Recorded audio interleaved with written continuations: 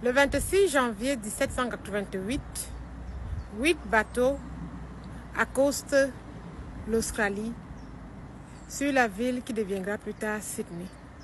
Dans les 8 bateaux, on compte 1000 passagers, parmi lesquels 800 prisonniers, bagnards, criminels de la pire espèce.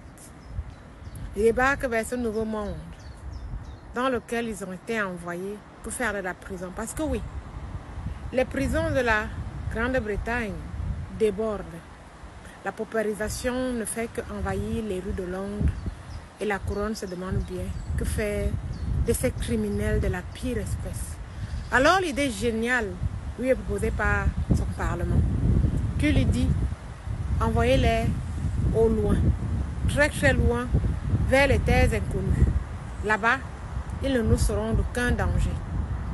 C'est comme ça que commence la déportation des Anglais brigands de la pire espèce vers l'actuelle Australie.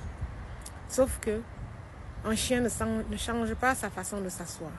Ces criminels arrivés là-bas vont être aidés par la colonne afin d'exterminer le pauvre peuple autochtone de l'Australie.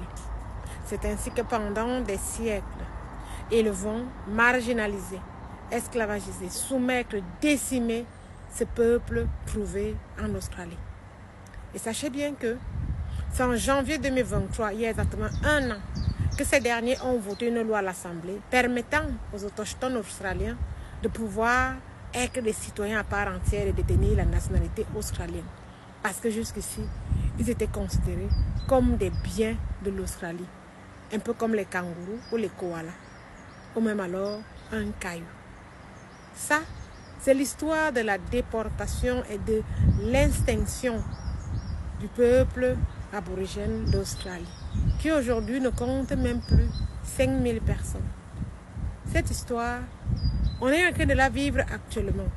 Avec l'arrivée d'immigrants, on ne sait pas, des criminels peut-être, des violeurs, des pédophiles, qui vont être déportés de l'Angleterre vers le Rwanda.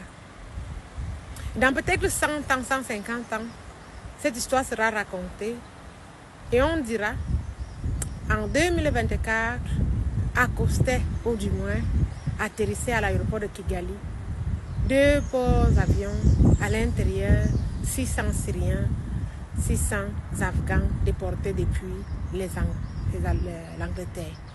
Ces derniers exterminaient le peuple rwandais, le peuple congolais, camerounais, ivoirien.